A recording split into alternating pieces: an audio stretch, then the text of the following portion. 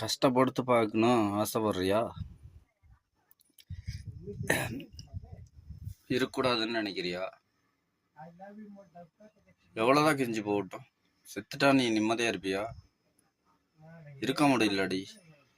என் கால் வச்சுக்கிட்டு எவ்வளோ கஷ்டப்படுறேன் தெரியுமா? சம்பாதிக்கிறது உனக்கு என்ன நம்ம பொண்டாட்டி பிள்ளைங்க அப்படின்னா இங்கே வந்து கஷ்டம். நீ ஜாலியாக சந்தோஷமா இருப்ப. தெரியல உன்னை நான் எங்கே விட்டு இதெல்லாம் கொடுத்துருக்கேன்? நான் என்னன்னு சொல்றது? உன்னை எங்கேயா விட்டு கொடுத்துருக்கேண்ணா?